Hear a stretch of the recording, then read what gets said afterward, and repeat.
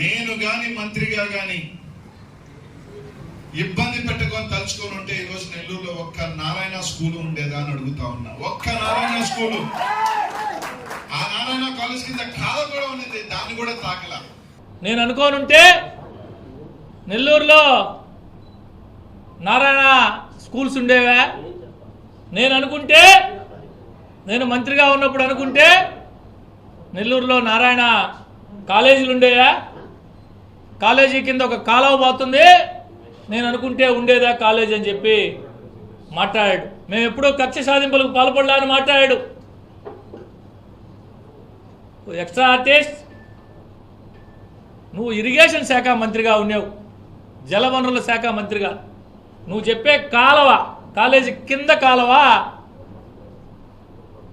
నీ శాఖ పరిధిలోదే. నిజంగా అది గనక కింద కాలువ ఉండి అక్రమ నిర్మాణం అయితే నువ్వు ఎందుకు చర్యలు తీసుకోలేదు? దాదాపు 2.5 సంవత్సరం పాటు నువ్వు మంత్రిగా ఉన్నావు, సంబంధిత శాఖ మంత్రిగా. నువ్వు ఎందుకు చర్యలు తీసుకోలేదు? అసలు నువ్వు కక్ష సాధింపు చర్యల గురించి నువ్వు మాట్లాడేది?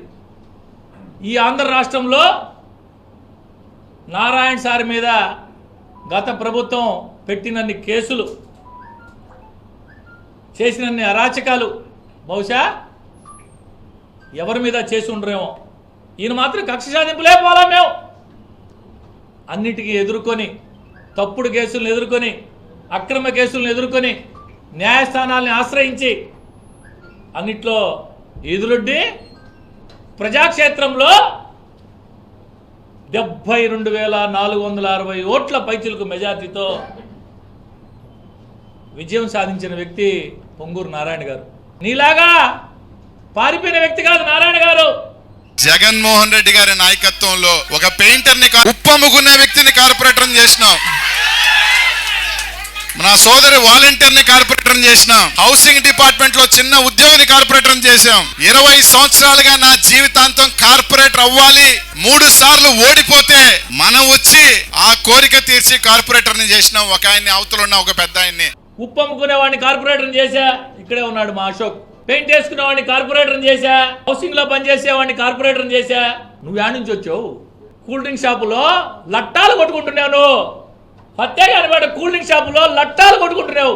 ఇదే పెయింట్ పని చేసుకునేవాడు, ఇదే ఉప్పు అమ్ముకునేవాడు, ఇదే హౌసింగ్ లో పనిచేసేవాళ్ళు, అనేక రంగాల్లో పనిచేసే వాళ్ళందరి కష్టం, వాళ్ళందరి చెమట, వాళ్ళందరి రక్తం కరిగిచ్చే నిన్ను ఎమ్మెల్యేని చేశాడు. 1-2 సార్లు ఎమ్మెల్యేని చేశారు. జగనన్న పుణ్యమాట మంత్రి అయ్యో. నువ్వా కార్యకర్తల గురించి మాట్లాడేది? చిన్నపిల్లోడప్పటి నుంచి బహుశా రాజశేఖర రెడ్డి గారు చనిపోతే అప్పట్లోనే రక్త తిలకం దిద్దిన హాజీ కార్యకర్త. నీతో తిరిగే చెంచాగాళ్ళని పంపించి హత్యాయత్నం చేయించావు. అధికారాన్ని అడ్డం పెట్టుకొని 324 కేసు కట్టించి బయటికి తీసుకొచ్చుకున్నావు. నువ్వా కక్షలు, అక్రమ కేసుల గురించి మాట్లాడేది?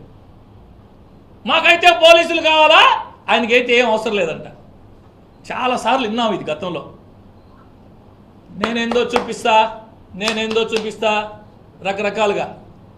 నేను ఈరోజు అడుగుతున్నా సూటిగా, నాకు 44 ఏళ్ళేను, నేను ఇంకో 20 ఏళ్ళు ఉంటా. ఒక్కడే నీ రాజకీయ జీవితంలో ఒక్కడే చెంపదెబ్బ కొట్టేవా అని అడుగుతున్నా. నేను 60 రోజులకు సిద్ధపడున్నా, 90 రోజులకు సిద్ధపడున్నా, అవసరమైతే 6 అడుగుల సమాధికి సిద్ధపడున్నా. చెప్పేవాడెవడు చేయడు. మాలాంటోళ్ళం ఉప్పు అమ్ముకునేవాళ్ళం, పెయింట్ వేసేవాళ్ళం, కష్టం చేసేవాళ్ళం, రక్తాన్ని చెమటగా మార్చేవాళ్ళం. మేము కష్టం చేస్తే మా కష్టంతో శాసనసభ్యుడై, మంత్రి, కార్యకర్తల్ని అన్యాయం చేసి జిల్లాని సర్వనాశనం చేసిపోయి నువ్వు ఈయనేదో వచ్చి కొత్తగా తయారు చేస్తా అంటే కొత్తగా. మా 15 ఏళ్లలో 5 ఏళ్ళు మాత్రమే అధికారంలో ఉన్నాం, 10 ఏళ్ళు ప్రతిపక్షంలో ఉన్నాం. మేము ఉండినప్పుడు నువ్వు ఊరికే బొమ్మవే. చేసిందంతా మేము. ఈ పెయింట్ అమ్ముకునేవాడు, ఈ ఉప్పు అమ్ముకునేవాడు, ఈ హౌసింగ్లో పనిచేసేవాడు, మేము చేసింది ప్రతిపక్షంలో.